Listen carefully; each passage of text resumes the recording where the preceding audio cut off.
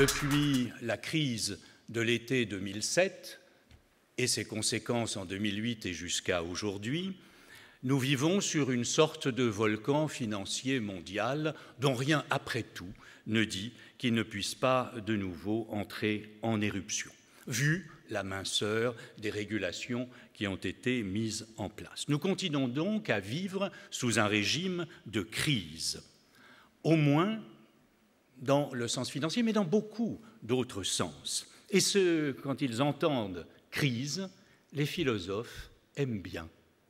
Ils aiment bien parce qu'ils n'entendent pas dans crise simplement le blocage, le handicap, quelque chose qui serait en quelque sorte une paralysie. Ils entendent, les philosophes, ce vieux mot grec de crisis avec un K. Et si je reviens un moment sur la crise, eh bien, il y a là quelque chose qui est lié, pour les Grecs, à l'idée de décision. C'est toujours l'idée d'un moment où tout se décide. Ça ne dit pas un blocage, ça dit un instant, comme nous disons, critique, une bifurcation, un moment où l'on va soit vers le déclin, le dépérissement, soit vers le retour à la santé. Je retiens aussi de cette idée de décision, de moment crucial et critique, que bien évidemment, crise et éthique ne sont pas sans relation, et l'éthique vient de ethos, qui signifie le comportement. Mais pour les humains, bien évidemment, l'adjectif éthiké, qui veut dire comportemental, finalement, en grec, c'est de savoir quel est le bon comportement. De quoi parle l'éthique? Toujours de la question des limites.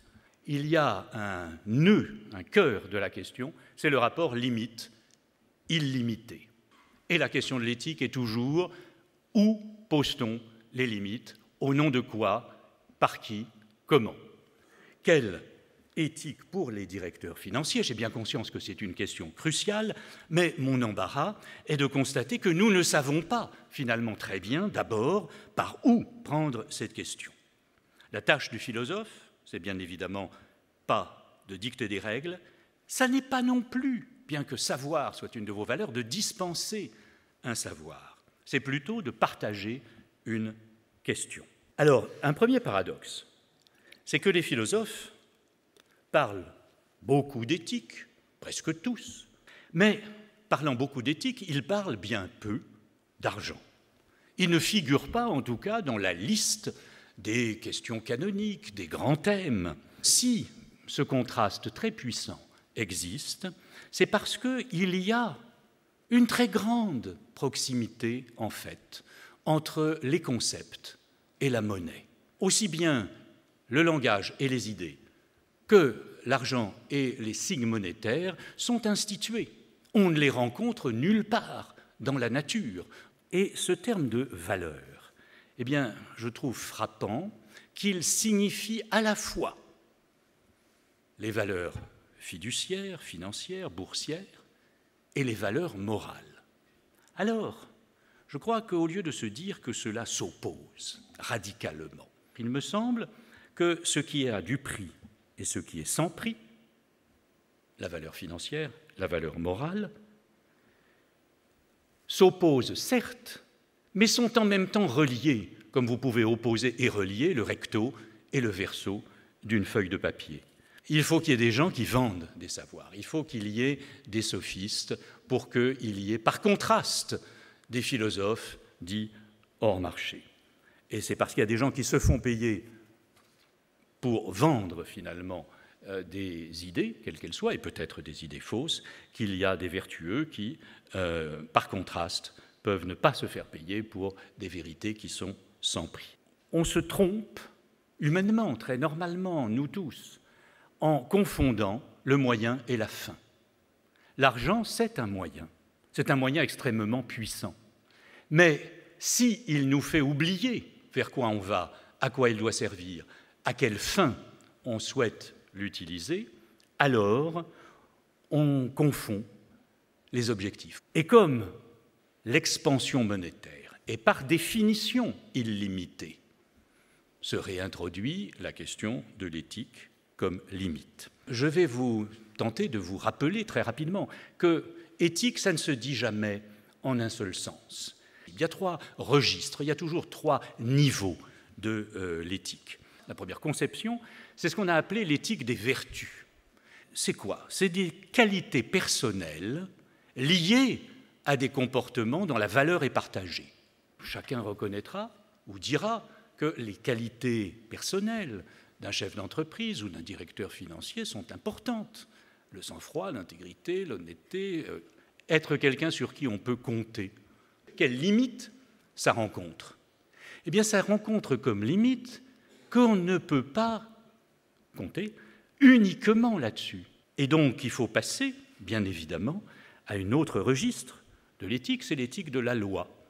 Emmanuel Kant dit qu'il faudrait pouvoir gouverner même un peuple de démons. Et cette idée est évidemment celle des régulations, des réglementations, avec quelque chose qui est une éthique, cette fois rigoureusement indépendante des qualités des individus. Le troisième registre, c'est ce qu'on a appelé l'éthique des conséquences. C'est se dire, je me fiche que ça soit une vertu ou un vice.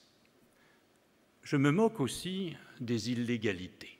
Tout ce qui m'intéresse, c'est est-ce que ça produit des effets positifs finalement ou pas.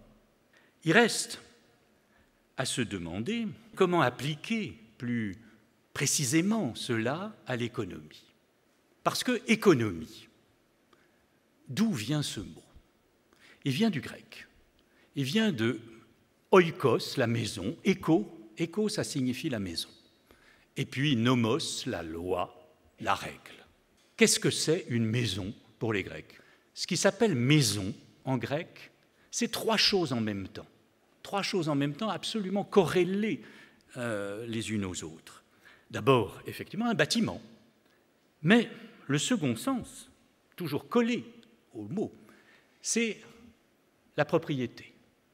Un patrimoine, qu'il soit meuble ou immeuble, et maison comme bâtiment ou comme propriété, se voit toujours adjoint d'un 3e sens possible, famille. C'est-à-dire l'ensemble de tous les gens qui vivent sous ce toit et qui ont un rapport ou une relation à cette propriété, et des relations entre eux. Du coup, là, c'est ce qu'on appelle en français tout bêtement la maisonnée. Alors qu'est-ce que je tire de cela? Eh bien, il me semble que si on réactualise cela, on a une structure maison qui est une sorte d'intériorité triple, comme ça, mais d'intériorité ouverte avec de la circulation. Et vous avez quoi? Vous avez une maison entreprise, faite effectivement de ses murs physiques, mais aussi bien symboliques, qui a son patrimoine avec ses actifs, mais qui a aussi ses valeurs éthiques qui font partie de son patrimoine et de son histoire. Et il y a sa maisonnée. Et la maisonnée, c'est évidemment les ressources humaines, les collaborateurs, les employés, c'est ceux qui vont ou viennent. Donc maison-entreprise.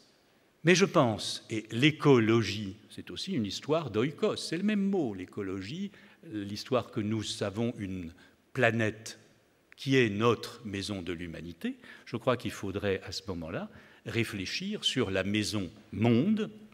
Je crois que la maison monde, si on y réfléchit, c'est évidemment pour nous la Terre entière, et pour maisonner, pour personnel, si j'ose dire, la totalité de l'humanité, auquel il faut ajouter les générations futures. Alors si je vous dis cela, c'est que je suis convaincu qu'on ne peut pas aujourd'hui faire l'impasse entre l'articulation de ces 2 maisons, la maison entreprise et la maison monde, ce qui veut dire les finances de l'entreprise et la finance mondiale, bien évidemment. Et il me semble que c'est encore plus vrai de l'éthique financière. Finalement, vous êtes à la charnière de ces 2 maisons. Vous êtes tout le temps à la charnière du chez-soi de l'entreprise et du chez-soi de l'humanité dans un monde global. Et les questions à poser, qui peuvent peut-être vous servir de fil directeur, seraient à peu près les suivantes. Ce que je fais ou ce que je projette de faire, est-ce que cela construit ou est-ce que cela détruit l'une des 2 maisons?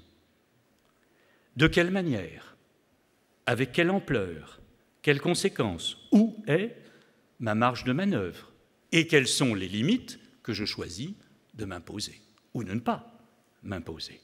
Alors, je terminerai en ayant envie simplement de vous dire, n'oubliez pas la maison, la manière dont elle s'articule entre local et global, entre présent et futur.